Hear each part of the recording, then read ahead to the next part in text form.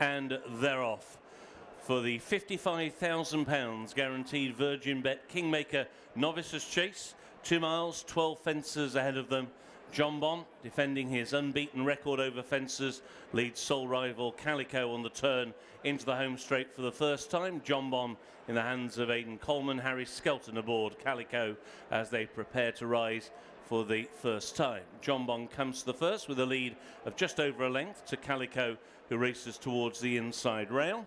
And on now towards the fence, which will be the last in a circuit's time. Jonbon at fence number 2 by 2 lengths to Calico in second place. So now quite a long run before they encounter fence 3, the first of the trio taken on the side of the track. Jonbon still with this lead of a couple of lengths over Calico with a circuit ahead of them. So the next 3 fences taken on the slight uphill climb on the side of the course, a plain fence followed by a ditch and then another plain one. Jonbon coming towards fence number 3 with ears pricked, leads by 2 lengths, stood off that, and he leads still by just over 2 lengths now to Calico in second place. Calico a winner over fences at Southwell last time out. Here's an open ditch. Jonbon put himself right, led by 2 to Calico in second place. Jonbon with 2 runs so far over fences here at Warwick and at Sandown, where his 2 victories have come over fences so far. So that's the first 5 fences taken. Now a long run over the top of the hill before they encounter the famous line of 5 fences in the Warwick back straight. In this Virgin Bet Kingmaker Novices Chase Grade 2, Jonbon, who bids to give trainer Nicky Henderson a 3rd win in this race. He won it in 2010 with Long Run and in 2011 with Finian's Rainbow. Rider Aidan Coleman won this race in 2018 on San Calvados.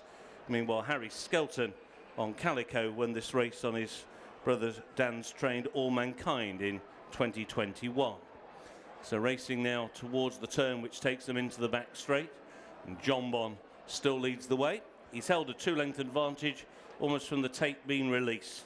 Calico just trying to close up now on this long run on the flat as they now look at the first of these 5 fences taken down the back straight. This will be the 7th from home. And Jonbon still leads by 2 lengths to Calico in second place. They take this next plain fence. Calico just moving up and indeed putting his head in front on the inside. Harry Skelton just shaking up Calico as they come down towards the ditch, and Calico goes on by 2 to Jonbon. Now the lead is 3 lengths. Now it's 4. Here's the middle one down the back straight.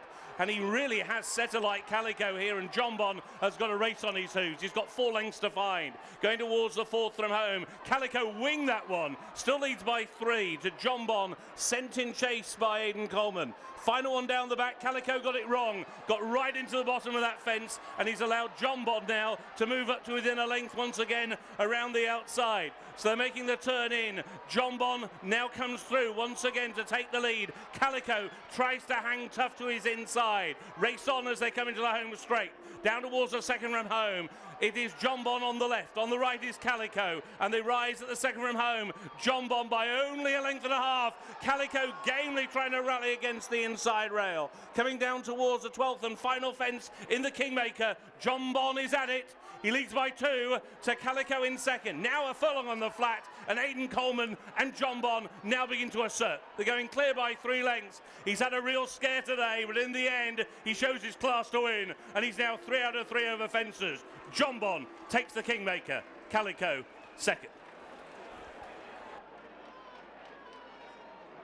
Right, Aidan, you've got us all scratching our heads. What was it like out there? What did you think today?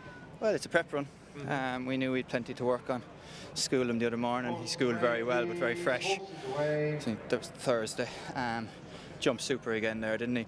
I just was coming down to that fence there. I was just quite comfortable. We'd gone on the scallop, and I didn't really want to be pressing on too much, bearing in mind, you know, as you say, it's a trial, isn't it? And Harry set his alight and winged it, and although I didn't make a mistake, he got going, and then I was kind of chasing from there. But I was always quite confident from 3/4 of a mile out. I met the next 3 fences spot on, and then put it to bed well, and then probably the you know, a bit rusty in his stand, but he won nicely on the line, you know, so it's grand. I was very happy with him. He was just edging a little bit to his right at one or two of his fences. Did that look worse to us than it felt to you, do you think? He only did it once, no, and that happens a lot at that fence, the third one away from the stands, because you're coming into it on a bend, and he was a bit right there. Probably looks a bit worse because when you straighten up, you have to get him back on the near lead again, and then get him going forward. But no, it's slightly, but not a problem. He can. The odd time he can shimmy a bit left. He's just very clever and accurate jumper, and sometimes he just kind of he does the slightly adjust one way. And it did strike me actually. Last year he was pretty spectacular most of the year. The one time I guess he wasn't that spectacular was in his prep for Cheltenham. Would you say that they're apparent? Oh, it's the exact same thing. Exact same thing. You know, we're coming here with stuff to work on, and not train for this in particular. Look, he's ready to go and obviously win, and you know, we were really sweet on him. But at the same time, it is a trial for the Arkle, isn't it? And that's why we were here. And it was the exact same as you said in Haydock last year. How's the ground? Just good ground. But he wouldn't have been feeling it in any way. It's good ground. He's fine in that ground. Yeah, he's fine in that ground. Yeah, no, very happy with him. He just got a tiny little nick, but you didn't think there was anything to worry about. There was a little bit of a skin wound just on the inside of his knee. And he's white there as well, so it looks a little bit. No, I barely see it. It's fine. All right, well done. Thank you very much, Nick. Watch live racing now on racingtv.com.